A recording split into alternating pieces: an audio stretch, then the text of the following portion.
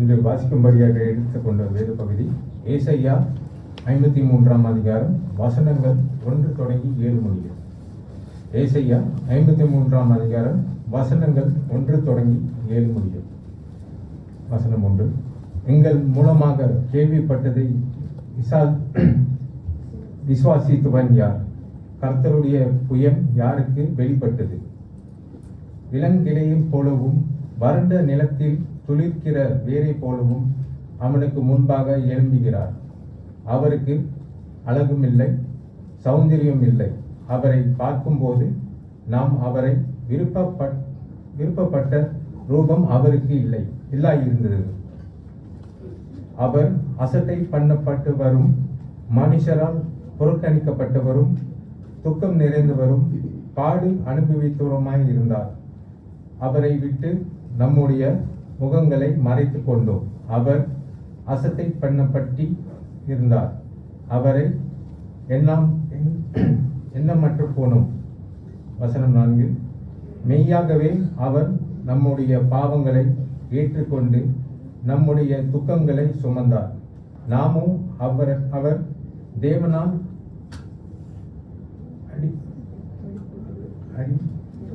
அடிபட்டு பாதிக்கப்பட்டு சிறுமைப்பட்டவரோ என்று எண்ணினோம். நம்முடைய மீறுதல்களின் நிமித்தம் அவர் காயப்பட்டு நம்முடைய அக்கிரமங்களின் நிமித்தம் அவர் நொறுக்கப்பட்டார். நமக்கு சமாதானத்தை உண்டு பண்ண அக்கினை அவர் மேல் வந்தது. அவருடைய தழும்புகளால் குணமாகிறோம். நாம் எல்லோரும் ஆடுகளைப் போல வழி தப்பி திரிந்து அவனவன் தன் வழியே போனோம். கர்த்தரோ நம் மேலுடைய அக்கிரமத்தையும் அவர் மேல் விழ பண்ணினார். அவர் நொறுக்கப்பட்டும் ஒடுக்கப்பட்டும் இருந்தார். ஆனாலும் தம்முடைய வாயை அவர் திறக்கவில்லை.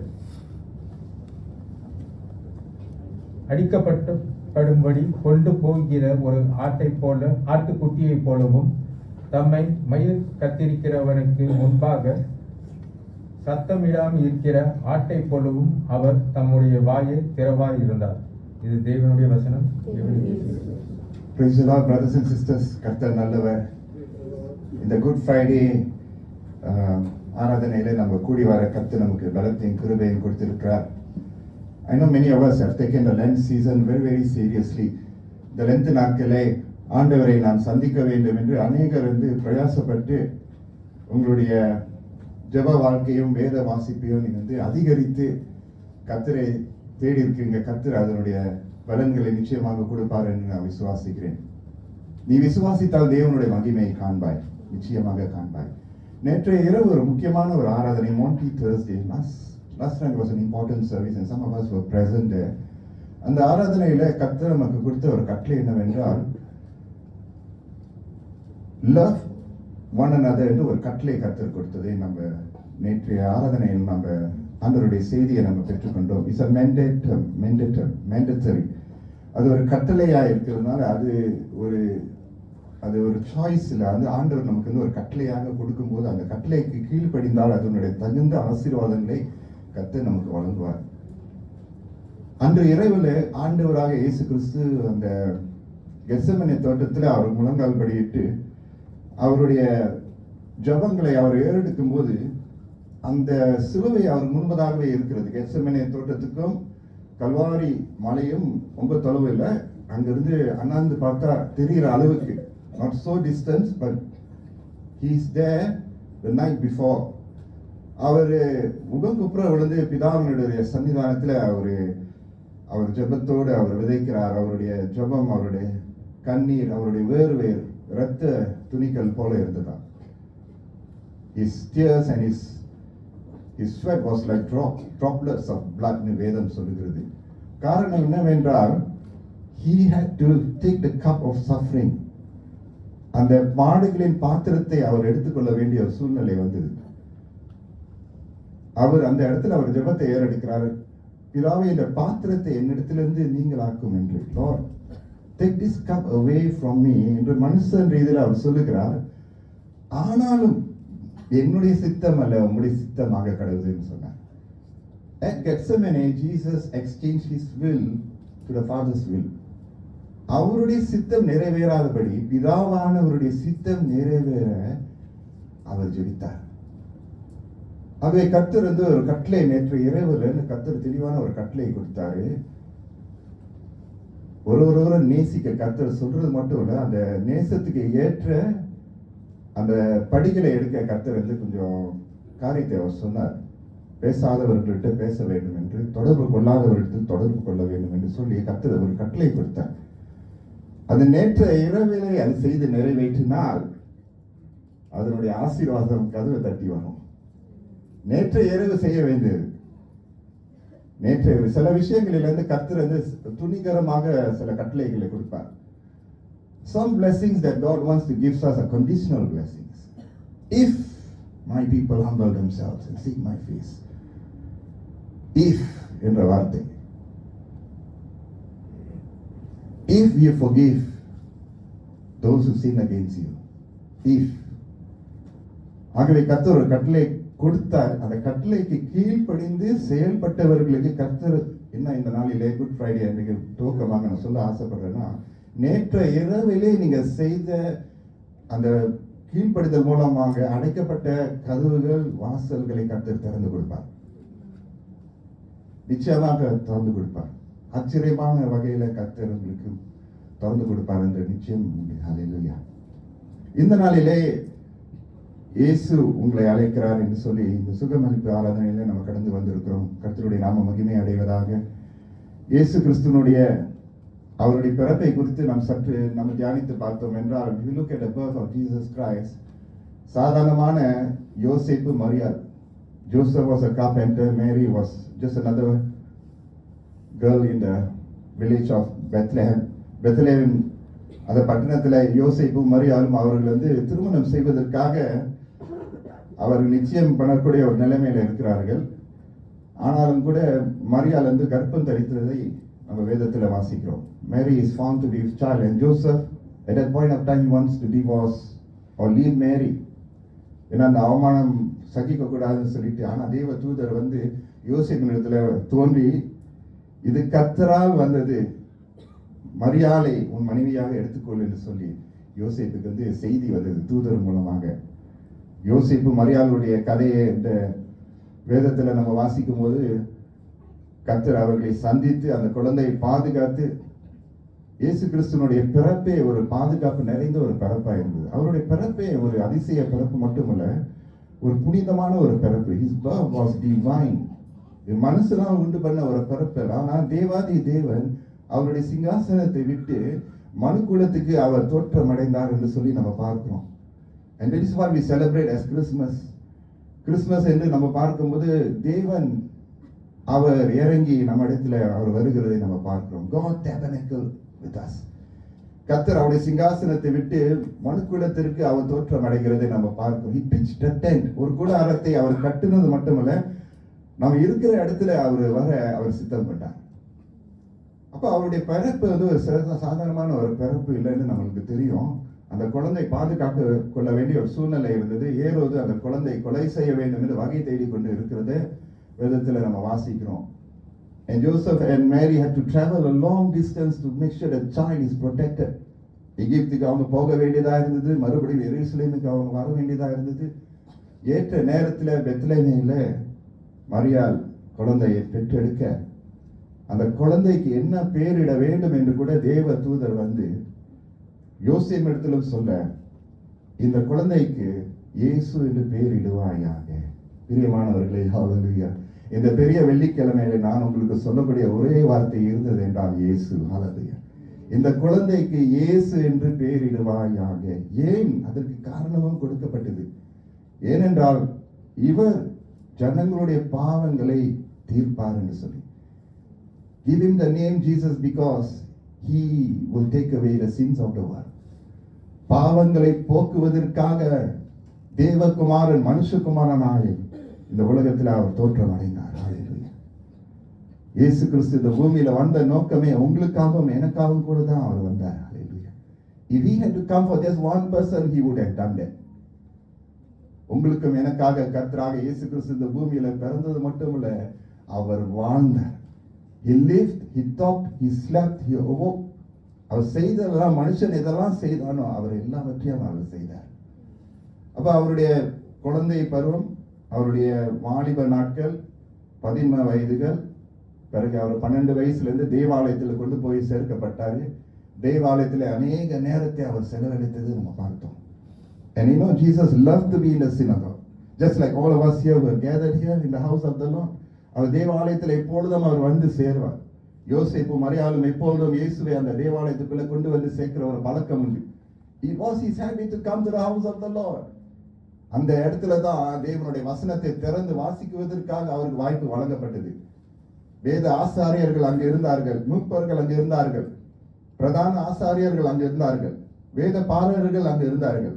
அந்த இடத்துல இயேசு என்ன சென்றார்? வாக்குவாதம் பண்ணுகிறார். வசனத்தை கொண்டு வாக்குவாதம், கேள்வி கேட்கிறார், பதில் பெற்றுக் கொள்கிறார். அந்த தேவனுடைய பிரசனத்துல, தேவனுடைய ஆலயத்துல அவர் நேரம் செலவழிக்கும் போது அவர் அங்க இருக்கிறது கூட பெற்றோர்கள் தெரியாம அவங்க கிளம்பி போயிட்டாங்க. ஆனா இயேசு தேவனுடைய பிரசனத்துல, தேவனுடைய ஆலயத்துல எப்பொழுதும் அவர் காணப்பட்டார். அப்படிதான் அவர் உருவாக்கப்பட்டார். He was formed that way. அப்ப இந்த இயேசுவானவர் என்ன நடக்குதுன்னா, 30வது வயதுல யோர்தான் நதியில அவர் ஞானஸ்நானம் பெறுவதற்காக யார் இடத்துல போகிறார்? யோவான் ஸ்நானன். John the Baptist was a forerunner. யோவான் ஸ்நானனுடைய ஊழியம் இயேசுக்கு முன்பதாகவே இருந்த ஒரு ஊழியமா இருந்தது. யோவான் ஸ்நானன் என்ன சொன்னார்? நான் சிறுகவும் அவர் பெருகவுமே. I must decrease and he must increase. And John is already baptizing people. திரளான ஜனங்கள் வருகிறார்கள். யோவான் ஞானஸ்நானத்தை கொடுக்கிறார். அப்ப அந்த யோர்தான் நதியில இயேசு கிறிஸ்து வருகிறார். Jesus is coming towards John the Baptist, the cousin. யோவான் ஸ்நானன் இயேசுவை பார்த்த உடனே, இதோ உலகத்தின் பாவத்தை சுமந்து தீர்க்கிற தேவ ஆட்டுக்குட்டி என்று அவர் கட்டளையிடுகிறார். Hallelujah. Behold the Lamb of God that is taking away the sin of the world. அவருடைய பிறப்புல நம்ம பார்க்கும்போது யோசேப்புக்கு வழங்கின அந்த பெயர் இயேசு என்று பெயர் இடுவாயாக, இவர் உலகத்தினுடைய பாவத்தை சுமப்பார் என்று அர்த்தம். The name of Jesus is that he comes to save us from our sins. 30வது வயதுல யோவான் ஸ்நானன் சொல்லுகிறார், இதோ உலகத்தின் பாவத்தை சுமந்து தீர்க்கிற தேவ ஆட்டுக்குட்டியானவர். The Lamb of God that take away the sin of the world. My dear friends, இந்த பெரிய வெள்ளிக்கிழமையில இது சாதாரணமான வெள்ளிக்கிழமை நம்ம நினைச்சிடக்கூடாது. இந்த நாள் இல்லாவிட்டால் நம்முடைய பாவங்களில் நம்ம மரித்து தவித்து போயிருப்போம். ஆனாலும் இயேசு கிறிஸ்துவனுடைய அவருடைய ரத்தத்தினுடைய வல்லமையினாலே நம்முடைய பாவங்களுக்கு மன்னிப்பு உண்டு என்று இந்த குட் ஃப்ரைடே நமக்கு சொல்லுகிறது. Good Friday is God's Friday, is God's good news for mankind. தேவன் வைத்திருக்கிற ஒரே திட்டம், ஒரே மனுஷன் மூலமாக, ஆதாம் மூலமாக பாவம் இந்த உலகத்துக்குள்ள நுழைந்தது. The one man Adam was the one man Adam. ஆதாம் மூலமாக பாவம் உலகத்துக்குள்ள வந்தது. ஏவாளும் சேர்ந்து இருவரும் பாவம் செய்து தேவ மகிமை அற்றவர்களாக காணப்பட்டார்கள். ஒருவர் மற்றவர்கள் குறை சொல்ல, ஆனால் அந்த பாவத்திலே அவர்கள் விழுந்ததுனால கர்த்தர் அவர்களுக்கு வைத்திருக்கிற திட்டம் நிறைவேறாத ஒரு சூழ்நிலை இருந்தது. பாவத்தினுடைய விளைவு சந்திக்க வேண்டியதா இருந்தது. Friends, never take sin lightly. Sin is a disease. Sin is a virus. It will damage, it will tarnish, it will rob us of our joy, our salvation, our hope, our future will be robbed if we have disobedience with God. ஆதாமும் ஏவாளும் Eden தோட்டத்தில் அவர்கள் பாவம் செய்து தேவ மகிமை அற்றவர்களாக காணப்பட்டார்கள். ஆதாமே, நீ எங்கே இருக்கிறாய் என்று தேவன் உலாவிக் கொண்டு கேட்கிறார். Adam, where are you? நீ எங்கே இருக்கிறாய்? நீ எங்கே இருக்கிறாய்? நீ இங்கு இருக்கிறாய், ஆனா நீ இங்க இல்லை. You are here but you are distant from me. தேவன் அறிந்திருக்கிறார். நம்ம தொலைவாய் இருக்கும்போது தேவன் அறிந்திருக்கிறார். நம்ம சமீபமாய் இருக்கும்போது தேவன் அறிந்திருக்கிறார். அந்த ஒரே ஆதாம் மூலமாக, ஏவாளுடைய சூழ்ச்சி மூலமாக பாவம் உலகத்துக்குள்ள வந்தது. உலகம் அழிவுக்குள்ள, நீங்களும் நான் அழிவுக்குள்ள போகக்கூடிய ஒரு சூழ்நிலை வந்தது. ஆனாலும் பிரியமானவர்களே, வேதம் என்ன சொல்லுகிறது? ஒரு ஆதாம் வந்தது போல இன்னொரு மனுஷன், இரண்டாவது மனிதனாய் இருக்கக்கூடிய இயேசு கிறிஸ்து இந்த பூமிக்குள்ள வந்தது நிமித்தமாக அவர் தேவனுக்கு மனுஷனும் இருக்கக்கூடிய ஒரு மத்தியஸ்தராக அவர் காணப்பட்டார். God had a designed plan for the salvation of mankind, and the design, his salvation plan was he himself. தேவன் தாமே அவர் நியமனம் பண்ணி இந்த பூமிக்குள்ள அவர் வந்தார். அதனால்தான் அவர் மத்தியஸ்தராக அவர் அழைக்கப்படுகிறார். He is a mediator. மனுஷனுக்கும் தேவனுக்கும் ஒரு பிளவு காணப்பட்டது. There was a big gap between God and mankind. ஆதியிலே உலகத்தை ஆண்டவர் படைக்கும் போது, மனுஷனை படைக்கும் போது அவருடைய சாயலிலே அவர் படைத்தார், உருவாக்கினார். ஆனால் இப்பொழுது அந்த சாயல் நொறுக்கப்பட்டது, ஒடுக்கப்பட்டது, பிரிக்கப்பட்டது. பெரிய ஒரு பிளவு இருக்கிறது பிரியமானவர்களே. நமக்கும் தேவனுக்கும் இருக்கக்கூடிய உறவிலே ஒரு பெரிய பிளவு எப்பொழுதும் வந்து கொண்டே இருக்கும். ஏதாவது நம்முடைய வாழ்க்கையில பாவம், சாபம், கீழ்ப்படியாமை, பிடிவாதம், பெருமை, பேராசை வரும்போது அந்த பிளவு வந்து கொண்டே இருக்கும். அந்த பிழையை அடைப்பதற்காக, இந்த பிழைவை அடைப்பதற்காக இயேசு கிறிஸ்து தன்னுடைய ரத்தத்தை சிந்தி நம்மளை மீட்டுக் கொண்டார். அதனால்தான் இரண்டாவது ஆதாமா இருக்கக்கூடிய இயேசு இந்த பூமிக்கு வந்து ஹல்லேலூயா பாவ மன்னிப்பை அவர் வழங்கினார். வேதம் என்னத்தமா சொல்லுது? ரத்தம் சிந்துதல் இல்லாமல் பாவ மன்னிப்பே இல்லை. Without the shedding of blood there is no forgiveness of sins. பழைய ஏற்பாட்டில் இருந்தது. ஆடுகள் மாடுகளை கொண்டு வந்து தேவாலயத்தில் கொண்டு வந்து அவர்கள் பலியிட்டு பிரதான ஆசாரியர் மகா பரிசுத்த ஸ்தலத்துக்குள்ளே போய் பாவ மன்னிப்பை ஜனங்களுக்காக அவர் தேவனுடைய சன்னிதானத்தை அவர் விண்ணப்பம் பண்ணுகிறார். ஆனாலும் இப்பொழுது புதிய ஏற்பாட்டில் ஹல்லேலூயா ஆடுகள் மாடுகளுடைய ரத்தத்தினாலே நம்ம சுத்திகரிக்கப்படவில்லை, ஆட்டுக்குட்டியின் ரத்தத்தினாலே. ஹல்லேலூயா சொல்லுமா? இயேசு கிறிஸ்து சிந்தின ரத்தத்தின் மூலமாக நமக்கு பாவ மன்னிப்பு ஒரு தரம் மட்டுமல்ல, ஒவ்வொரு தரம் கர்த்தர் நமக்கு வழங்கி கொண்டே இருக்கிறார். ஆகவே அந்த 30வது வயதில இயேசு கிறிஸ்து நமக்கு ஒரு முன்மாதிரி காண்பிப்பதற்காக அவர் என்ன சொல்கிறார்? ஞானஸ்நானம் எடுப்பதற்காக யோவான் ஸ்நானம் இடத்தில் அவர் வருகிறார். யோவான் ஸ்நானம் ஆச்சரியப்படுகிறார். John the Baptist is surprised that Jesus is coming towards him to be baptized. It should be the opposite way. ஆனா கிறிஸ்து என்னதமா சொன்னார்? Let it be so. I have to fulfill all righteousness. எல்லா நீதியை நான் நிறைவேற்றுவதற்காகவே வந்தேன், பிதாவனுடைய சித்தத்தை நிறைவேற்றவே வந்தேன் என்று சொல்லி அந்த தண்ணீரில் அவர் ஞான ஸ்நானத்தை பெற்றார். ஹல்லேலூயா. பாவம் இல்லாத அவர் ஞான ஸ்நானத்தை பெற்ற உடனே தேவ ஆவியானவர் அந்த இடத்துல அவரை அங்கீகரிக்கிறதை நம்ம பார்க்கிறோம். At the Jordan River the heavens were opened up. புறாவின் ரூபம் போல ஆவியானவர் இயேசு மேல அப்படியே இறங்கி வருகிறதை நம்ம பார்க்கிறோம். ஹல்லேலூயா. பிதாவானவர் என்ன சொல்லுகிறார்? இவன் என்னுடைய நேசகுமாரன், இவர் சொன்னபடி செய்யுங்க. This is my beloved son whom I am well pleased. என் நேச பிரியமானவன். Hallelujah. You know something, friends? Jesus Christ is a very obedient person. ரொம்ப கீழ்ப்படிகிறது அவர் எப்போதும் முதன்மையாக அவர் வைப்பார். He always put obedience at the center of his life. That's what Paul says. For the joy what was set before him. அவருக்கு முன்பதாகவே இருக்கக்கூடிய அந்த ஆனந்தத்தை முன்னோக்கி பார்த்து சிலுவையை அவர் சகித்தார். சிலுவை பரியந்தம் அவர் கீழ்ப்படிந்தார். வசனம் சொல்லுது. He obeyed the Father even unto death. I love this Jesus. I will follow him all the days of my life.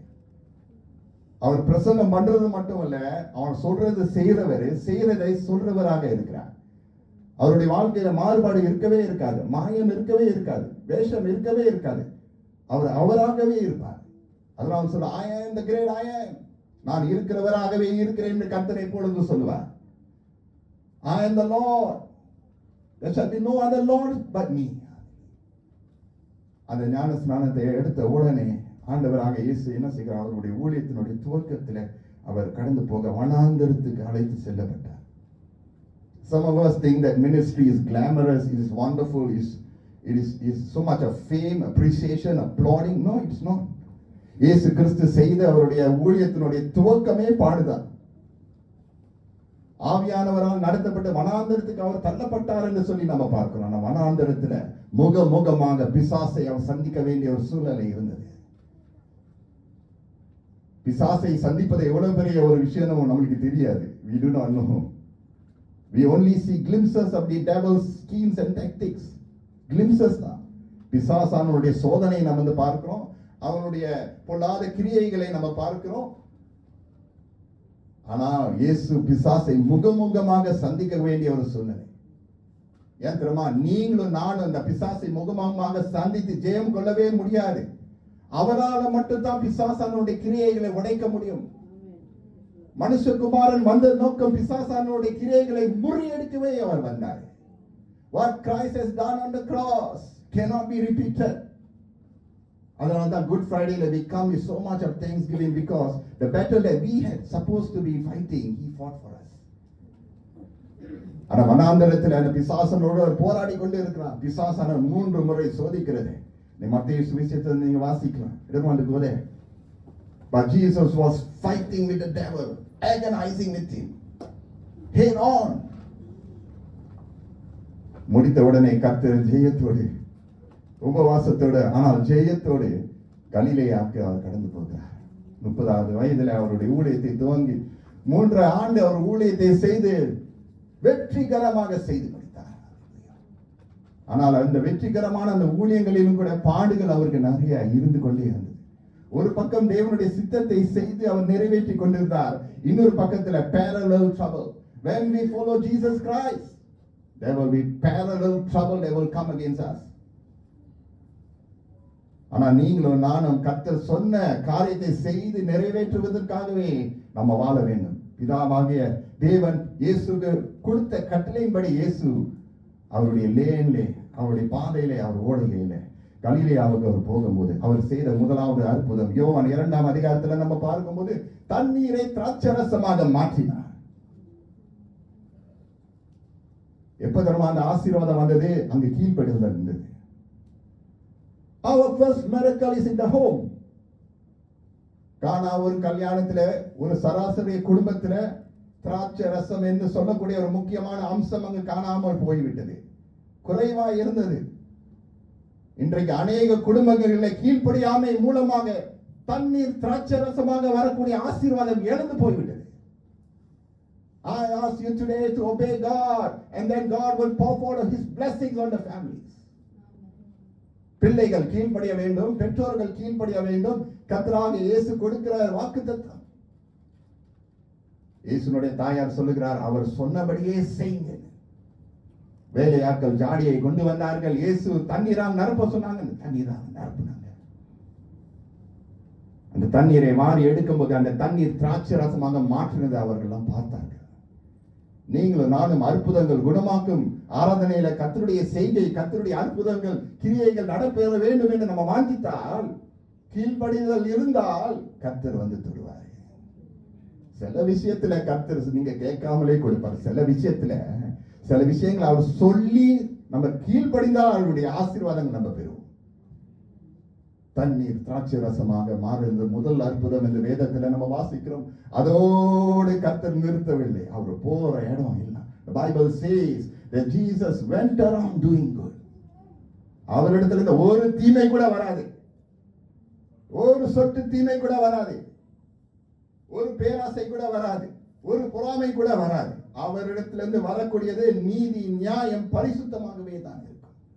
எத்தனை பேர் அவருக்கு துரோகமாக நடந்தாலும், எத்தனை பேர் விரோதமாக நடந்தாலும் கூட கர்த்தராகிய இயேசுக்கு stood his ground. நீங்க செய்ய வேண்டியது நீங்க செய்யுங்க. நான் பிதாவானவருடைய சித்தத்தை நிறைவேற்றுவதற்கவே நான் வந்தேன். கலிலேயாவுக்கு அவர் வந்த உடனே ஹalleluya சீஷர்களை அழைத்து ஒன்றாக அழைத்து அவர் செய்யற ஊழியத்துல இவங்கெல்லாம் பார்க்கணும், இவர்களுக்கெல்லாம் பங்கு இருக்க வேண்டும் என்று கர்த்தர் எண்ணி அவர்களுக்கு ஒரு பங்கு இருக்குன்னு சொல்லி அவர்களெல்லாம் கூட்டி வந்து சேர்க்கிறார். அவர் போற இடம்லாம் மத்தேயு, யாக்கோப், யோவான், பேதுரு, யோவான், யாக்கோபை கொண்டு வந்து சேர்க்கிறார். போற இடம்லாம் அற்புதங்கள், போற இடம்லாம் சுகமளிப்பு. அப்படியே சாலையில போய்கொண்டு இருக்கும்போது 2 குருடர்கள் அந்த சாலை அருகையில இருக்கும்போது, தாவீதின் குமாரனை எங்களுக்கு இறங்கும் என்று அவர்கள் கதறுகிறார்கள். அவர்களால் பார்க்க முடியவில்லை. ஆனா தாவீதின் குமாரன் இருக்கிறார்னு கேள்விப்பட்டாங்க. இந்த இடத்துல சில பேர் கேள்விப்பட்டு வந்திருக்கிறீங்க. உங்களுடைய விசுவாசம் பக்தி வெறித்து அடைந்து நீங்க வந்திருக்கிறீங்க. இந்த இடத்துல அமர்ந்து இருக்கிறீங்க. கேள்விப்பட்டு நீங்க அமர்ந்து கொண்டு இருக்கையில தாவீதின் குமாரன் அப்படியே நடந்து போய் இருக்கையில இந்த 2 குருடர்கள், தாவீதின் குமாரனை எங்களுக்கு இறங்கும். இயேசு அந்த பக்கமா நடந்து போயிருப்பாரு. ஆனா கேட்டாங்க, தாவீதின் குமாரனை எங்களுக்கு இறங்கும். சொன்ன உடனே இயேசு பக்கத்தில் வந்துட்டாரு. Call unto the Lord and he will answer you, and he will show you great and mighty things in your life. God wants to share His blessings to us. He wants to share His goodness to us. அடுத்ததாக பார்க்கிறவங்களுக்கெல்லாம் ஆண்டவர் சுகத்தை கொடுத்தார். பலமுறை ஓய்வு நாளிலே தேவாலயத்துக்கு போகும்போது சுகத்தை அவர் கட்டளையிடும்போது, சுகத்திற்காக அவர் வேண்டும் போது, சுகத்தை அவர் விரும்பி அவர் செயல்படும் போது இங்கிருந்து ஒரு கூட்டம் எப்பொழுதும் இருக்கும். ஆண்டவருடைய சித்தத்தை செய்வதற்காக, பிதாவானுடைய சித்தத்தை செய்வதற்காக இயேசு வராரு. தேவாலயத்திலே இருந்து அவர் சுகத்தை வழங்குகிறாரு. ஆனா தூரத்திலிருந்து சில கண்கள் பார்வை சரியில்லை. பார்வை சரியில்லாதவர்கள் தேவாலயத்திலே கூட இருக்கிறார்கள். தேவாலயத்துக்கு வெளியே இல்லை, தேவாலயத்துக்குள்ளே. மறந்துவிட வேண்டாம், இயேசு ஒரு ரபி. Jesus was a rabbi. ரபி என்று சில சீஷர்கள் அவர்களை குறித்து கூப்பிட்டார். ரபி என்றால் teacher, teach me what to to. ஆனா அந்த ரபி வேற மாதிரி மூவ் பண்றதுனால மற்ற ரபிகளுக்கு பொறாமை, பேராசை வந்து விட்டது. அவங்களால பார்க்க முடியல. எங்களால செய்ய முடியாததை இவர் செய்து கொண்டு இருக்கிறாரு. இவர் யார்? Who is he? போட்டி போட்டுக் கொண்டு இருக்கிறார்கள். ஆண்டவர் செய்ய வேண்டியதை செஞ்சு கொண்டிருந்தார். ஆமென் சொல்லுமா? ஃப்ரெண்ட்ஸ், யாருக்கும் உங்களுடைய விசுவாசத்தை நீங்க இறக்கி கொடுத்துறாருங்க. அதாவது don't sell your faith. Don't give up on your faith. Don't exchange your faith so that you can have friends around you. No. Even if it costs you something, hold on to your faith. கர்த்தராக இயேசு கிறிஸ்து அந்த சிலுவையில அவர் தனியாக தான் தொங்கினார். தனியாக தான் தொங்கினார். தனியாக தான் வந்தார்.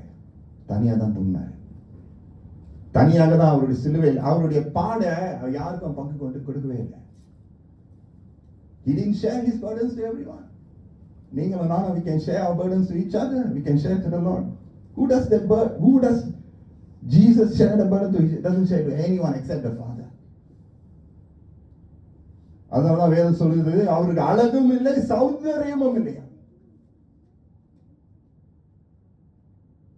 Very simple person, Jesus Christ, but truthful and authentic. எல்லா தேவர்களிலும் பெரிய உன்னதரான ஒரு தேவனாய் இருக்கக்கூடிய தேவன் நம்முடைய தேவனாய் இருக்கிறார். அவருடைய பிறப்பை நம்ம பார்த்தோம், அவருடைய வளர்ப்பை நம்ம பார்த்தோம். 30வது வயதிலிருந்து அவர் செய்த ஊழியங்களுடைய மேன்மை நம்ம பார்த்தோம். ஊழியத்துக்கு மேல ஊழியம் செய்ய செய்ய இன்னொரு பக்கத்துல சதி ஓடிக்கொண்டே இருக்குது. இந்த பக்கத்துல அவர் தேவனுடைய சித்தத்தை செய்து கொண்டு இருக்கிறார். சிலரை தேவனுடைய சித்தத்துக்குள்ள நடந்து கொண்டே இருக்கிறார். சிலரை தேவனுடைய ராஜ்யத்துக்குள்ள கொண்டு வந்து கொண்டே இருக்கிறார். தேவனுடைய ராஜ்யம் பிரகாசித்துக் கொண்டே இருக்கிறது. இன்னொரு பக்கத்துல இருளின் ராஜ்யம் கிரியை செய்து கொண்டே இருக்கிறது. There will always be a tussle for all believers in the kingdom of light and the kingdom of darkness. We will always face the battle. ராஜ்யத்தை வளர்க்கிறதுக்காக ஆண்டவர் இயேசு கிறிஸ்து வந்தார். ராஜ்யத்தை அறிமுகப்படுத்துவதற்காக ஆண்டவர் இயேசு கிறிஸ்து வருகிறார்.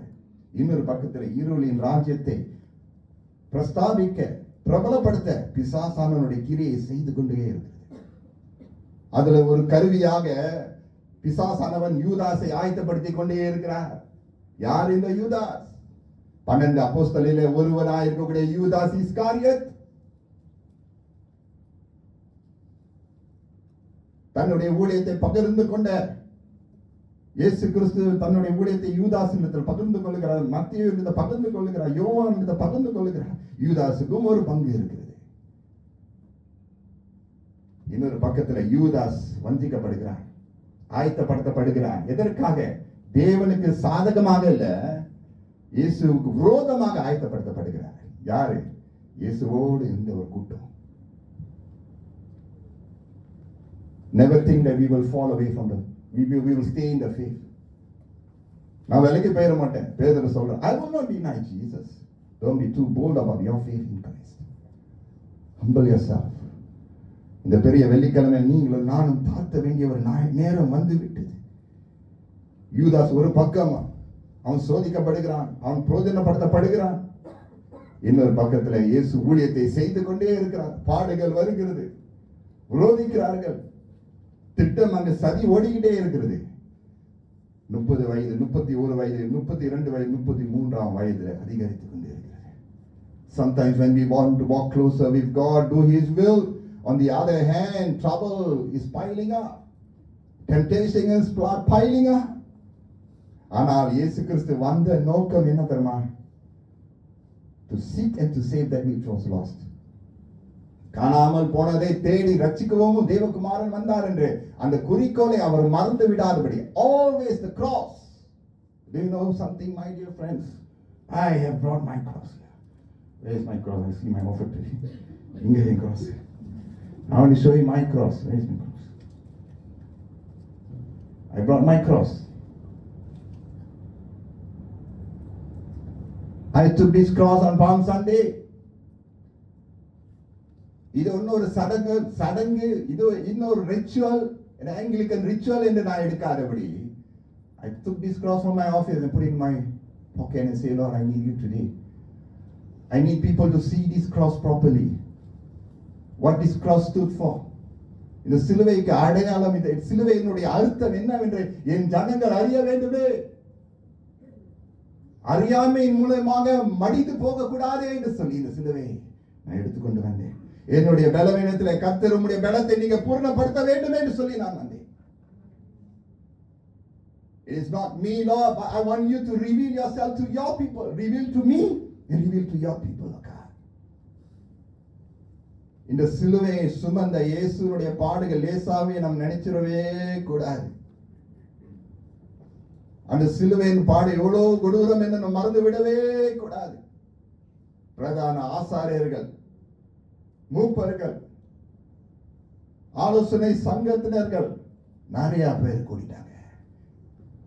இயேசுக்கு இருந்தாங்க, 12 பேர் இருந்தாங்க, 70 பேர் இருந்தாங்க, இன்னும் கொஞ்சம் ஸ்திரீகள்லாம் இருந்தாங்க. ஆனா வேண்டிய நேரத்துல கொஞ்சம் கொஞ்சமாக ஒதுங்கி போயிட்டாங்க. அவர் பட்ட பாடு, அவருடைய சரீர பாடை விட அவருடைய மன ரீதியினுடைய பாடுகள் அதிகரித்துக் கொண்டே இருந்தது.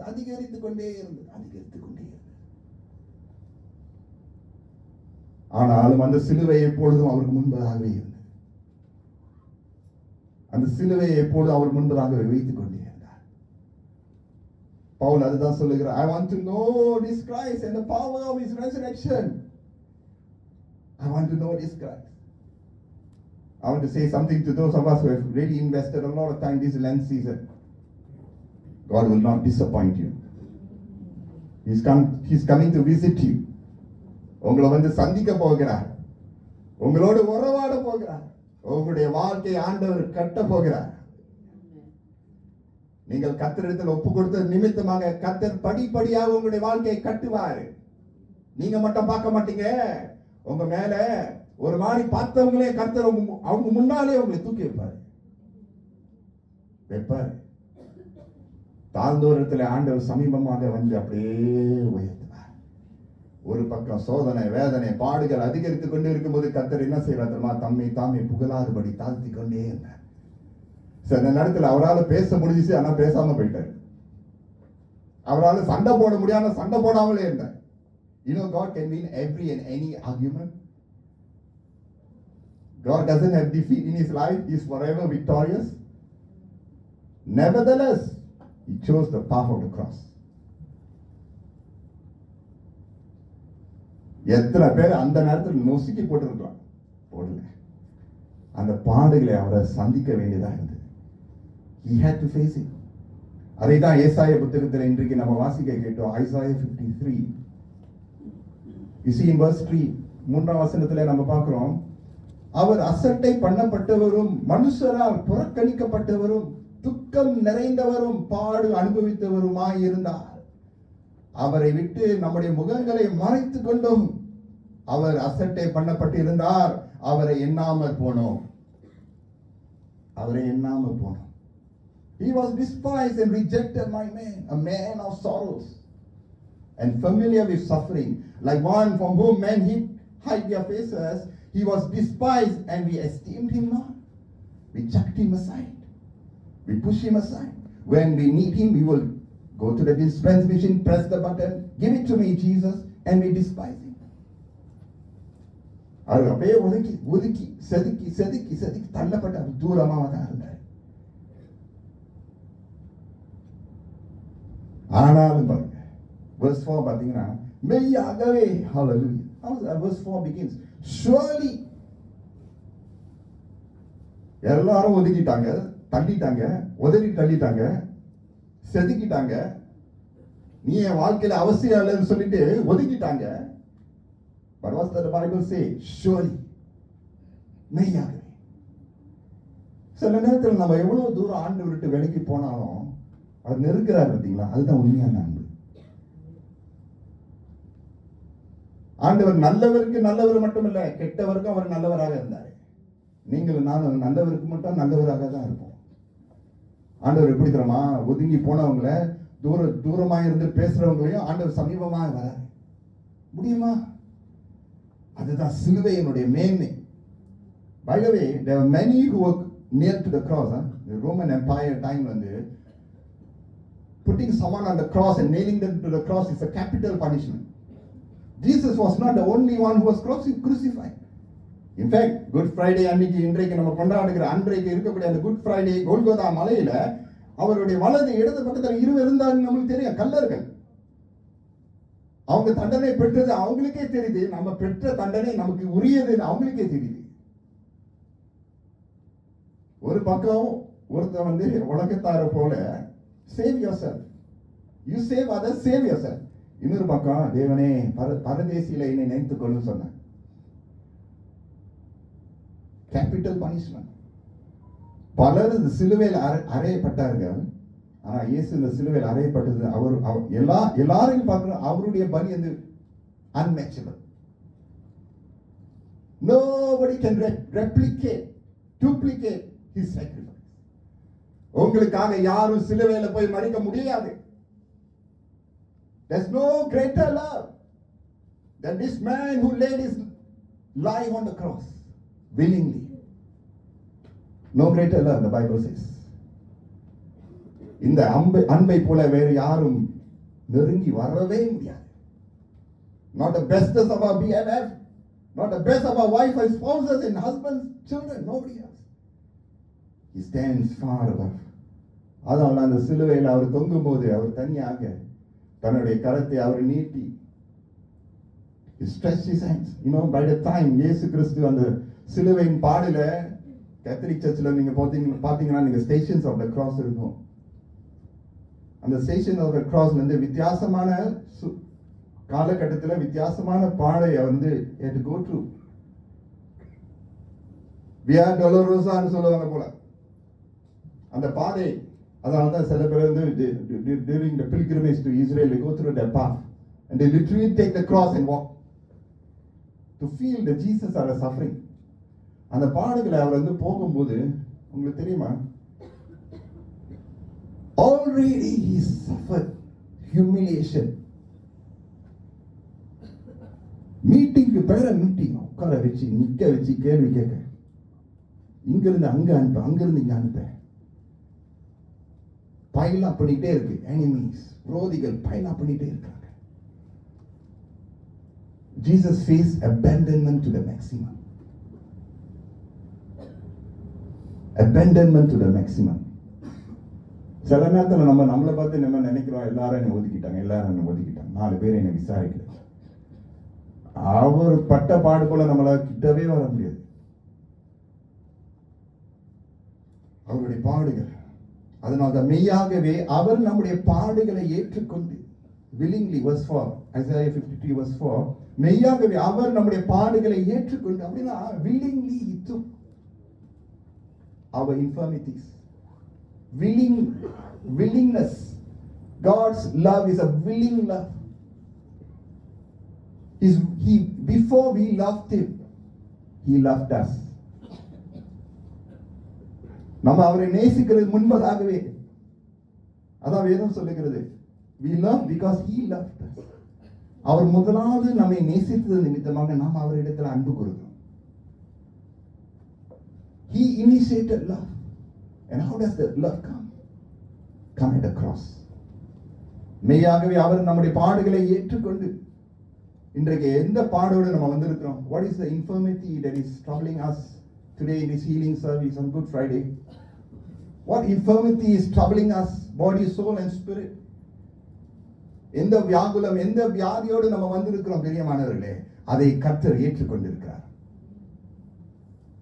He has taken it upon himself. அந்த பாடை அவர் எடுக்கும்போது அந்த பாரம் அவரிடத்துல வருகிறது. அதனால தான் வருத்தப்பட்டு பாரம் சுமக்கிறவர்களே, நீங்க எல்லாரும் என்னிடத்துல வாருங்கள், நான் உங்களுக்கு இளைப்பாறுதலை தருவேன். அந்த பாரம் சுமை தாங்கி. God is our burden bearer. He carries the infirmities and all the burdens of our life. He takes it upon himself because he can carry it. அதனால சொல்ற, என்னுடைய சுமை லகுவாய் இருக்கிறது. My burden is light. Exchange your troubles with the lightness that I can give you. பாடுகளை ஏற்றுக்கொண்டு நம்முடைய துக்கங்களை சுமந்தார். ஹல்லேலூயா சொல்லுமா. நம்முடைய துக்கங்களை he carried our sorrows. Who is sorrowful today? The Bible says Jesus is a man of sorrows. அவர் எடுத்துக்கொண்டார், துக்கங்களை சுமந்தார். நாமும் அவர் தேவனால் அடிபட்டு வாதிக்கப்பட்டு சிறுமைப்பட்டவர் என்று எண்ணினோம். Verse 5. நம்முடைய மீறுதல்களின் நிமித்தம் அவர் காயப்பட்டு. எதற்காக கர்த்தர் காயப்பட்டார் தெரியுமா? He was pierced for our transgressions. When the soldiers took the spears, when they were carrying the whip in their hands. Friends, அவங்க அடிக்கிறாங்க நீங்க நினைச்சுக்காதீங்க. நம்ம தான் இயேசு கிறிஸ்துவை சிலுவையில அடிச்சோம். நம்முடைய பாவங்கள் தான் அவரை சிலுவைக்கு அனுப்பினது. மறந்து விட வேண்டாம். எப்பொழுதெல்லாம் தேவனுக்கு விரோதமாக பாவம் செய்யும் போது, கீழ்ப்படியாமையான ஒரு வாழ்க்கையை வாழும் போது, அவரை மறுபடியும் சிலுவையில் அறைகிறோம். When we read the gospel story, when we see that the people say Hosanna, Hosanna, நம்ம அடையாளம் கொள்றோம். ஆமா, Hosanna. சிலுவையில் அறையுங்கள் சொல்லும்போது யார் தெரியுமா செய்யறாரு? அந்த கூட்டத்தார் மட்டும் செய்யறான்னு நினைச்சுறாங்க. எப்பெல்லாம் ஆண்டவருக்கு விரோதமாக நம்ம வாழ்கிறோமோ, அவரை சிலுவையில மறுபடியும் அறைகிறோம்.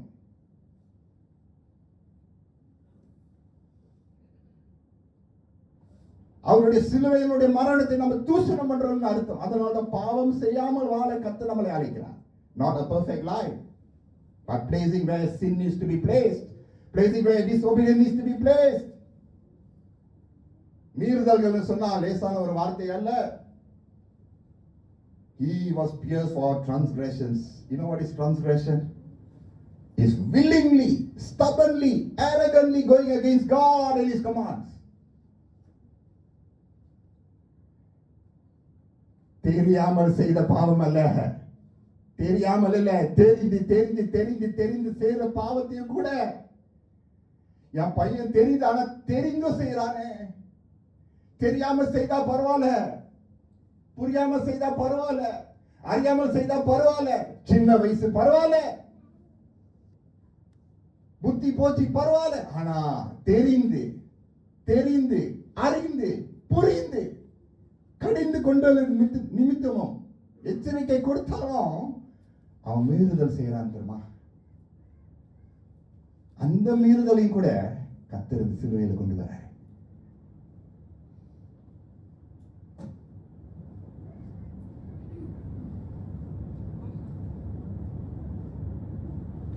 Listen, the Bible is very, very accurate in its words. Sins, transgressions, iniquities. So many words describing the nature of mankind.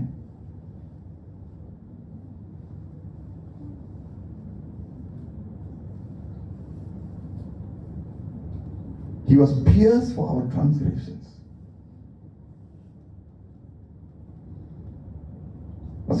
He was crushed for our iniquities.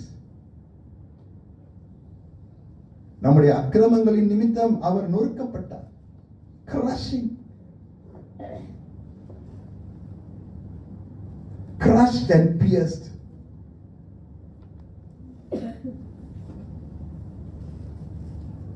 அதனால்தான் நேற்று இரவு என்னுடைய செய்தியை நான் சொல்லும்போது I felt very strongly in my heart that God wants us to hear His voice and obey. அல்லாவிட்டால் மறுபடியும் அவரை சிலுவையில் தூக்கி அவரை சிலுவையில் நான் அறைகிறோம். அந்த வசனத்தை பாருங்க. நமக்கு சமாதானத்தை உண்டு பண்ணும் ஆக்கினே அவர் மேலே வந்தது.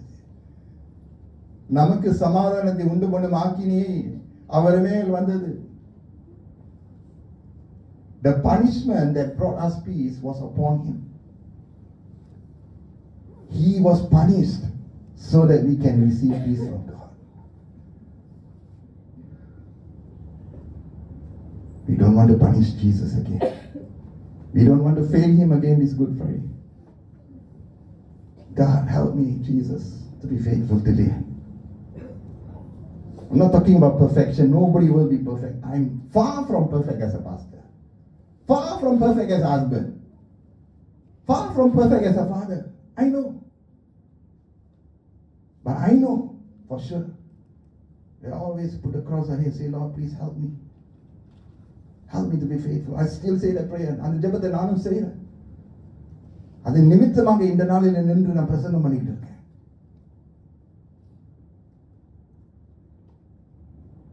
நமக்கு சமாதானம் உண்டு பண்ணும் ஆக்கினை அவர் மேல் வந்தது.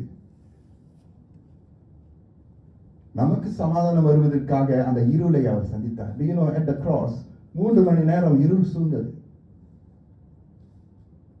இருள் சூழ்ந்த ஒரு காலம். உலகத்தினுடைய முழு பாவத்தின் அக்கிரமமும் அவர் பெற்றுக்கொண்டது அடையாளமாக. இருள் மந்தமான அந்த கொல்கொதா மலையிலே கர்த்தர் தொங்கிக் கொண்டிருக்கிறார்.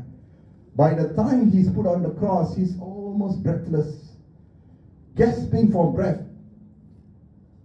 போர் சேவகர்களுடைய அந்த எச்சி, அவங்க அடிச்ச அந்த அடி, அவங்க தலை மேல செய்த முட்கிரீடம் அவர் தலை சிரசின் மேல அமுக்கப்பட்டது, அழுத்தப்பட்டது. அவர் தூக்கியார். You know why they stretch him? You know why they stretch him? They stretch him so they can feel the pain more.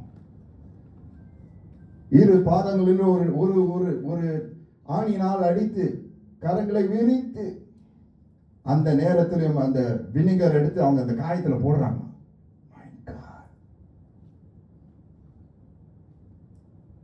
My God, my Jesus stood on the cross suffering. The agony is too much to describe, my friends. No movie, no video clip, no TikTok, no YouTube can describe Jesus' suffering for you and me. No preaching is enough to say how much Jesus has suffered for us. But I know that he suffered greatly for me. And I can't afford to disappoint him all the days of my life. I will stand for Jesus. அவர் அந்த சிலுவையில் அவர் தொங்கும் போது ஆரம்பத்திலிருந்து அவருடைய ரத்தம் கொஞ்சம் கொஞ்சமா போயிட்டே இருக்கு. அதனால Simon of Cyrene had to carry the cross of Jesus because he couldn't carry the cross any longer. Simon of Cyrene was carrying the cross of Jesus on the way to Golgotha.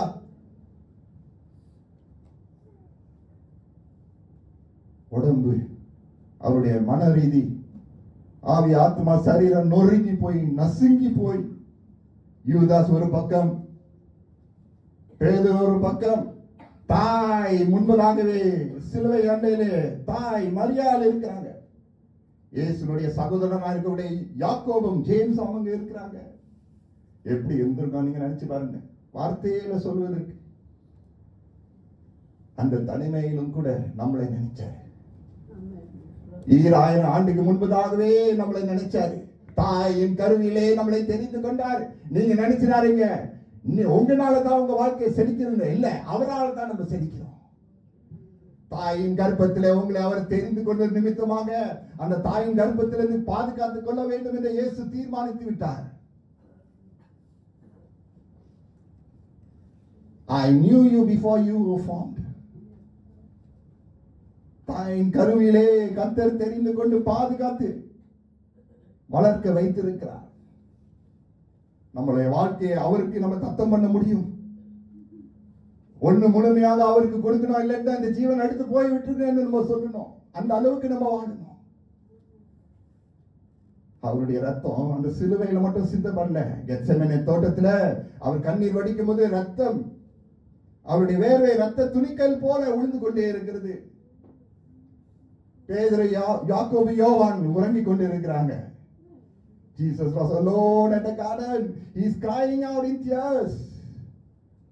அந்த ஒரு பலி மூலமாக அவரை நம்பி வாழ்றவங்களுக்கு செழிப்பு உண்டு நினைத்து 2000 ஆண்டுக்கு முன்பதாகவே கர்த்தர் நினைத்து நமக்காக மறித்திருக்கிறார்.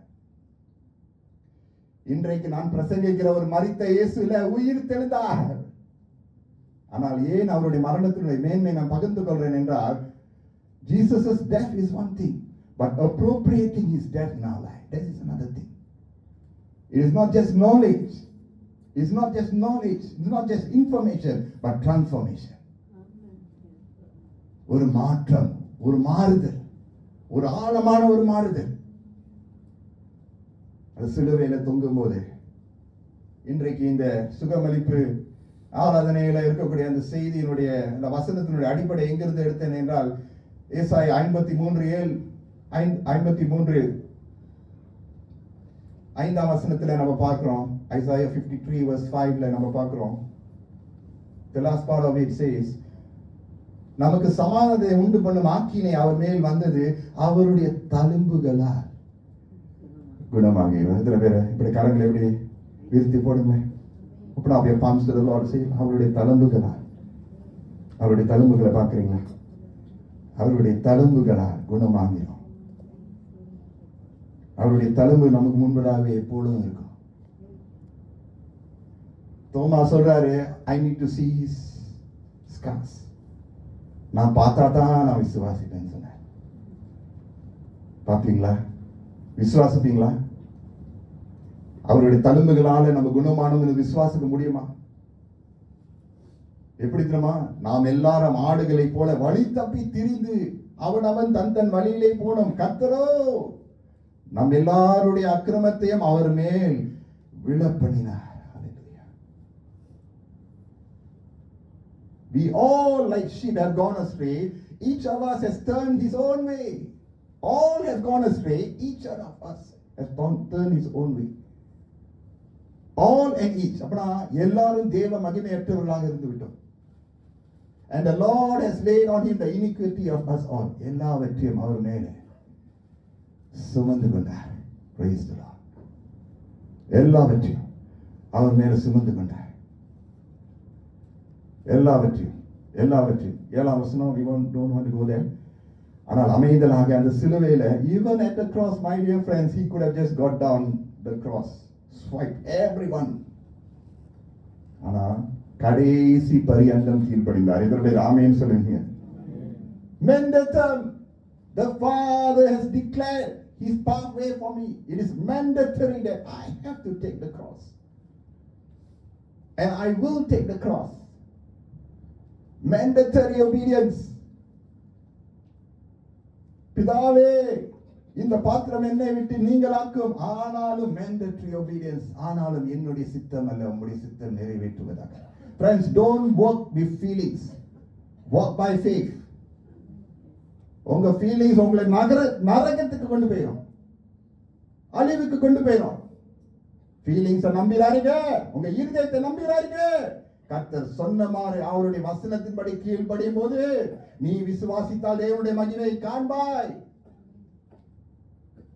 அந்த சிலுவையின் மேல கர்த்தர் சிந்தின அந்த ரத்தம், ஹalleluya, இன்றைக்கும் அந்த ரத்தம் பிரயோஜனமாக இருக்கிறது. இன்றைக்கு வர்ஷிப் டீம் பிரிசிலா அருமையாக பாடோடு பாட்டை பாடினாங்க. நான் விசுவாசிக்கிறேன்.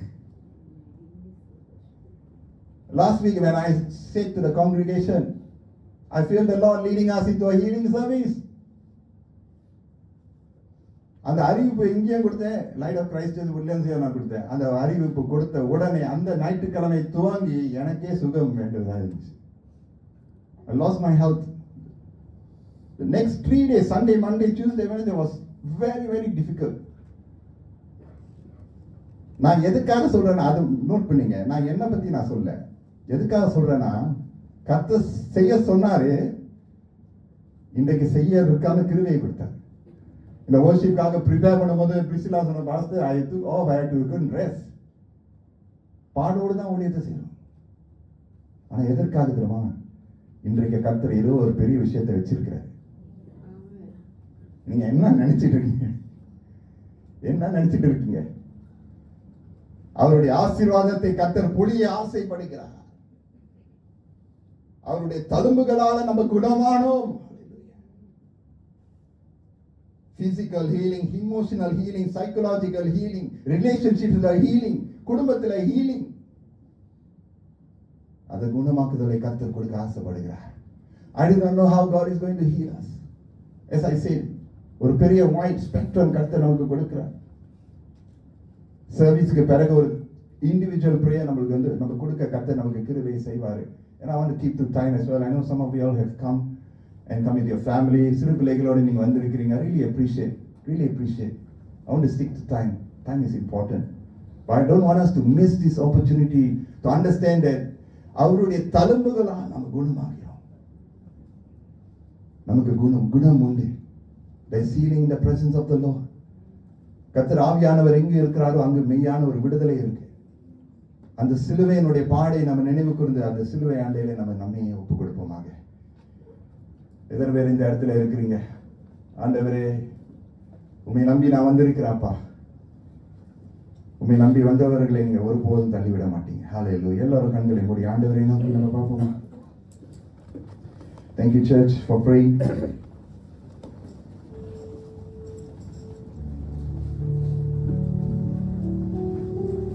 Our Jesus is too important in our lives.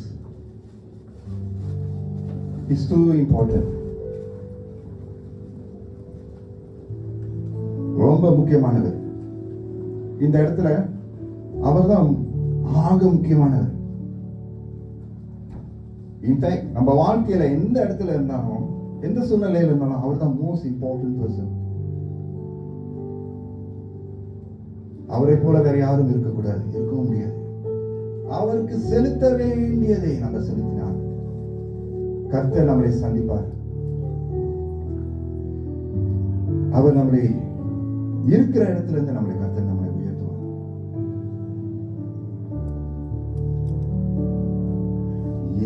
துன்ப நேரத்திலும் ஆறுதல் உனக்கு துன்ப நேரத்திலும் ஆறுதல் உனக்கு என்று நீயும் இயேசுவை நோக்கினான் எல்லை இல்லா இன்பம் பெற்றிடுவாய் என்று நீயும் இயேசுவை நோக்கினான் எல்லை இல்லா இன்பம் பெற்றிடுவாய். இயேசு அழைக்கிறார்.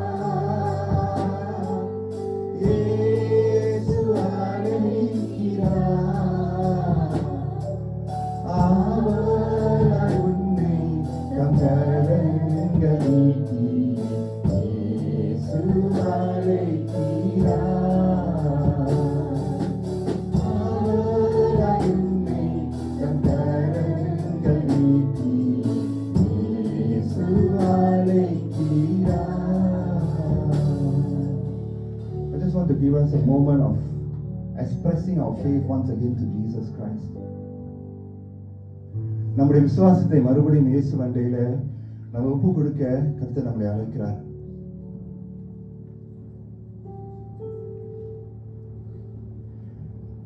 மறுபடியும் கர்த்தர் நம்ம மண்டையில சேர்வதற்காக நம்முடைய விசுவாசம்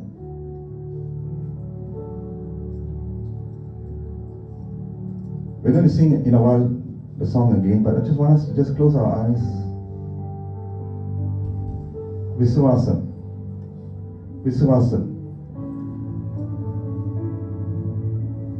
உணர்ந்து விசுவாசத்துல ஒப்பு கொடுக்க.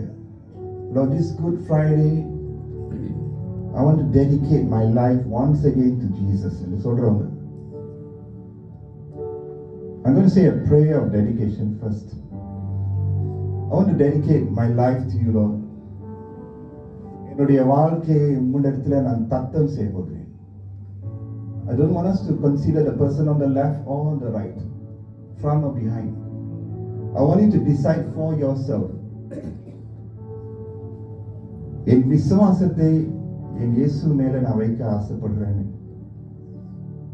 ஒரு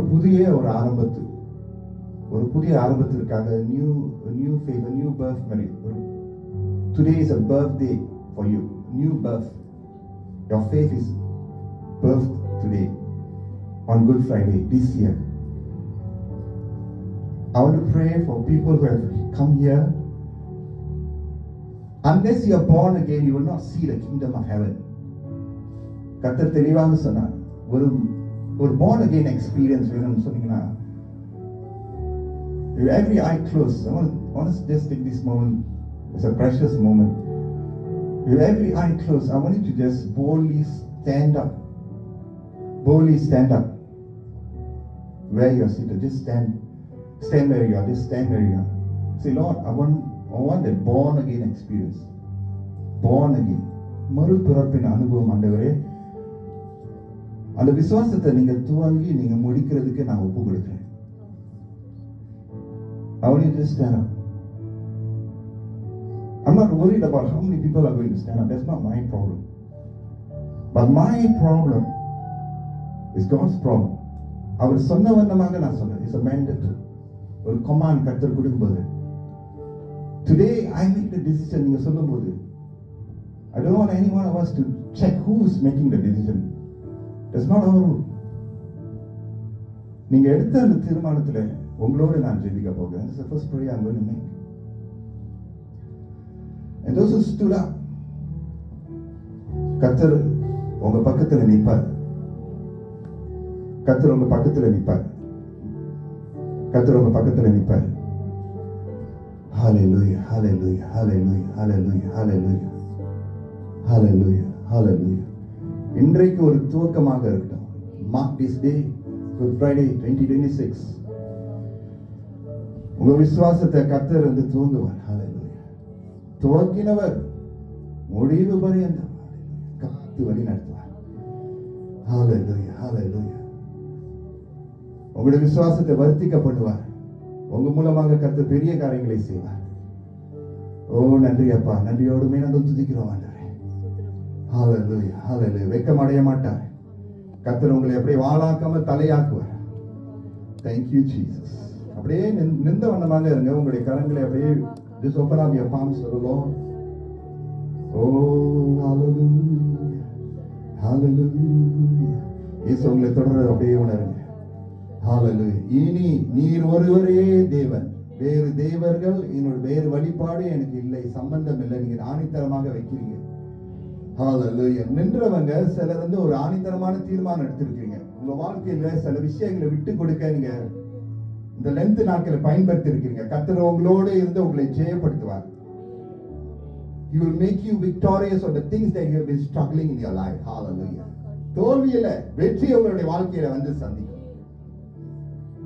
Hallelujah. Rabba Shanda, Rabba Kaba, Rabba Rara, Riandara. Oh, Rabba Kaba, Riandara. Hallelujah, hallelujah, hallelujah. Hallelujah, hallelujah, hallelujah. இன்னும் ஒரு விஷயத்துக்காக நம்ம ஜெபித்து இந்த பாடலை நம்ம தொடர்ந்து பாட போகிறோம். Oh, hallelujah. இன்னும் ஒரு விஷயத்துக்காக I'm going to give another altar call. Hallelujah, hallelujah. நன்றி அப்பா, நன்றி நன்றி நன்றி நன்றி நன்றி நன்றி நன்றி. கர்த்தர் அவருடைய தழும்புகளாலே நம்மளை குணப்படுத்த ஆசைப்படுகிறார். இன்னொரு கட்டத்துல இருக்கிறவங்க, இன்னொரு வட்டத்துல இருக்கிறவங்க, நீங்க விசுவாசத்துல இருக்கிறீங்க. You already know Jesus, you serve him. You know Jesus, you serve him. இயேசுவை நீங்க அறிந்திருக்கிறீங்க, அவருக்காக நீங்க சேவை செய்றீங்க. Yes. யூதாசும் அப்படி செய்தான். ஆனால் தேவனுடைய மகிமையற்று அவன் வாழ்க்கை அழிந்து போய்விட்டது. யூதாஸ் செய்தான், சேவை செய்தான், ஆனால் அவனுடைய வாழ்க்கை அழிந்து போய்விட்டது. வஞ்சிக்கப்பட்டான். பேதுரு பாத்தீங்களா? பேதுரு விசுவாசம் இருந்தது, சேவை செய்தான், தடுக்கினான், ஆனால் திரும்ப வந்தான். My second altar call. Those of us who know Jesus and you serve the Lord, but yet you're living a life of disobedience. A life that is not pleasing to God.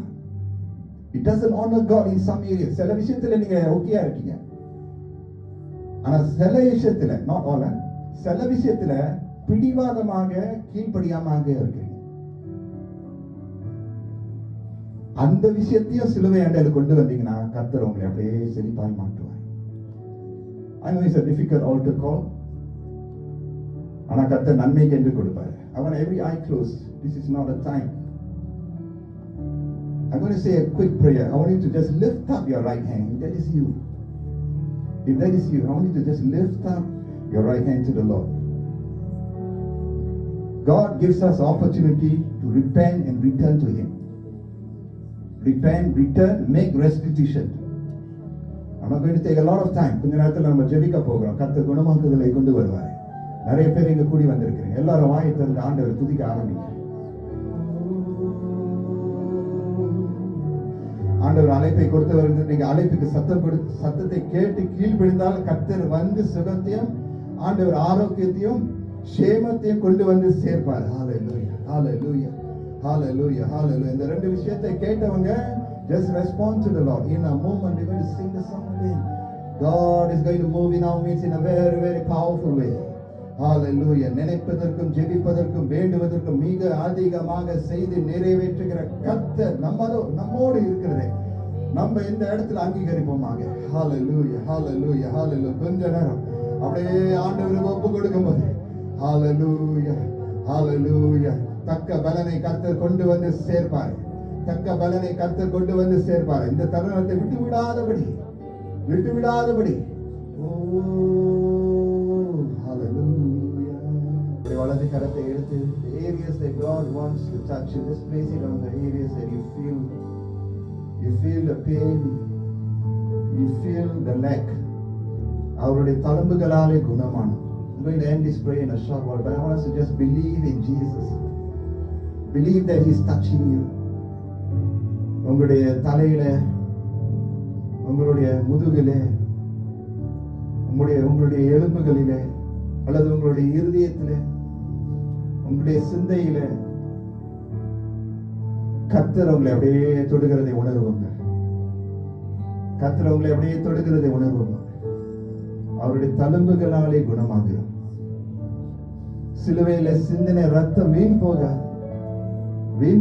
பெற்றுக்கொள்ளுங்க. Appropriate Jesus' suffering on the cross by the blood that He has shed for us. அவருடைய ரத்தத்தினாலே, அவர் சிந்தின ரத்தம் ஒவ்வொரு மேலும் ஆண்டவரே உடைய ரத்தத்தினால மூடி மறைத்து சுத்திகரித்து பரிசுத்தப்படுத்தி குணப்படுத்துங்க ஆண்டவரே. இந்த இடத்தை விட்டு போகும்போது கர்த்தர் என்னை தொட்டார் என்று சொல்ற அளவுக்கு எங்க மேல உங்களுடைய கிருபை தாங்க அப்பா. துதிகான மகிமையை உமக்கே ஏறெடுத்து இயேசுவின் மூலம் ஜெபிக்கிறோம் எங்க நல்ல பிதாவே. ஆமென்.